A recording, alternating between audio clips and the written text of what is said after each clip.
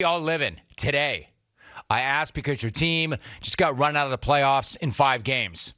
And whatever you do, Knick fan, whatever you do not come up in here and tell me you're so happy with how the season went. Yeah, I know. The team exceeded everybody's expectations. I get that. But be real. When you got into the playoffs, you were not thinking, man, it's just so nice to be here.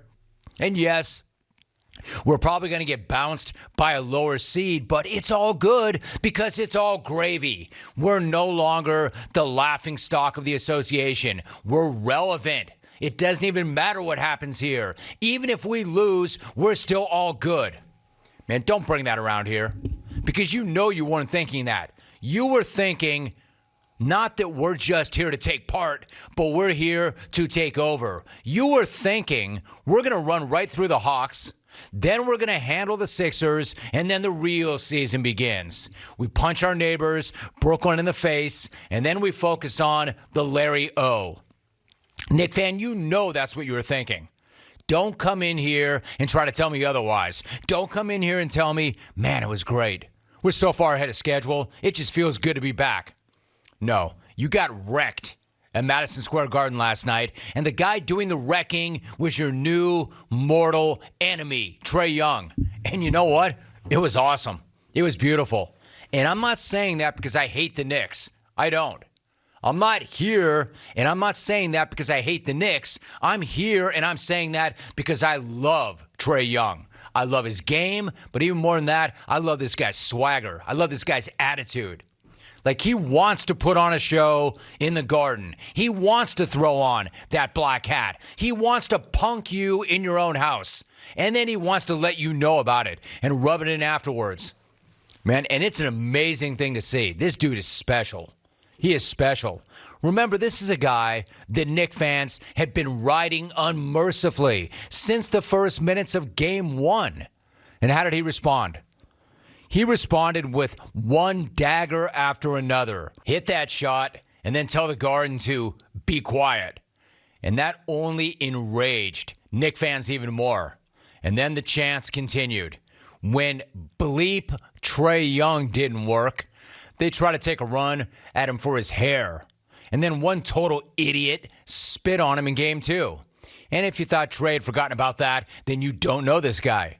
Because at one point last night, he mimicked spitting while talking to some Knick fans and appeared to say, quote, "Are you going to spit on me next?" I mean, like, this dude is ice cold, and I love it. Like, this guy's like, is that all you got? Is that it? And honestly, that pretty much was all the Knicks had. They didn't have another gear once they did get to the postseason. That vaunted defense that looked so good in the regular season was getting torched by Trae on a nightly basis. And then they tried to get into his head with stuff like Julius Randle tossing the ball at him, Nerlens Noel giving Trae a shoulder bump on the way off the court at halftime last night, like that was going to do anything at all. Like, there's so much to pull out of that moment at halftime. There was Noel trying to do that casual shoulder chip as they passed each other. Like, really slick, Nerlens, because nobody's going to notice a 6'11" dude trying to shoulder somebody about a foot shorter. Nobody was going to see that, right? And if you thought that was going to somehow bother Trae, again, you don't know Trae. It didn't. You think this guy gives a bleep about any of that? Hell no. But his teammate Solomon Hill did, and he was not having any of that crap. And he hit Noel with a shoulder of his own, and then the two of them got into it. But the worst part about that, from a Knicks standpoint, is, number one, it didn't work. Number two, it showed that they knew they couldn't guard the guy or slow the guy, so they figured they would try to intimidate the guy. And that didn't work either. You know what that was? That was actually like this perfect illustration of what Clint Capella was saying earlier in the week about how the Knicks really are.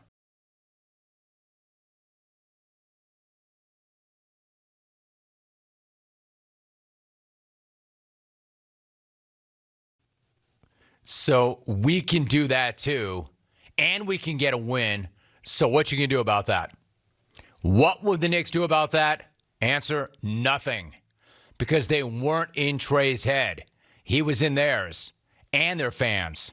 I mean, it got so bad in the fourth quarter, Spike Lee bailed with 3 minutes to go.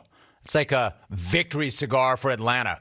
Send the Knicks packing, and then the ultimate Knicks fan with them before that game's even over. But the best moment of all, the finest moment of the entire series, came with less than a minute to go in the game. The remaining Knicks fans were admitting defeat, saluting their team, and applauding them for their good effort this season. Most opposing teams at that point would just dribble out the shot clock, hand the ball to the ref, pass it around, maybe see if they can get a guy who didn't score much to get a look at the bucket. But not Trae Young. No, not Trae Young. My man, that's just not his deal. Rayford Trae Young. Legend. Cold as hell. Nasty as hell. And one of the best things ever. Knicks fans had given up.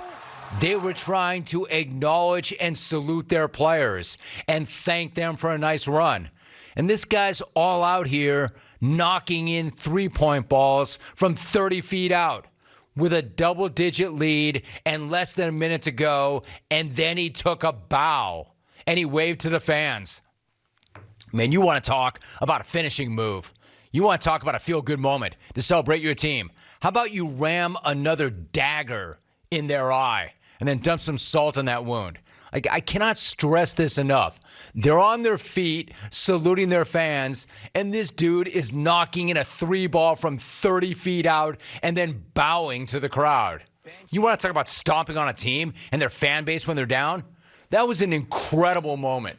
An incredible NBA moment. No. That was an incredible sports moment. And that was not a superstar being born. That was a super villain being born. And I love it. That's exactly what this game needs. A guy who is an elite player, an elite competitor, and a showman. And the fact that he went into the Garden in his very first playoff series ever against the allegedly most hostile fans in the game and cracked them over the head with it is incredible. And again, Knicks fan, don't you come in here and get this twisted. I'm not here to hate you. I'm here to love that guy. Knicks fan, you tried everything. You tried your bleep Trae Young chant. You tried making fun of his lettuce. You tried to spit on him. And your team tried getting into his head, and none of it worked. Instead, Trae gets the last laugh and the final bow. This guy's so good. I mean, he is special. And he knew exactly where he was and exactly what he was taking that bow for. My man, he is the ultimate competitor, the ultimate showman, utterly fearless. So honor this dude, celebrate this dude, and protect this dude at all costs because he is already a bleeping legend.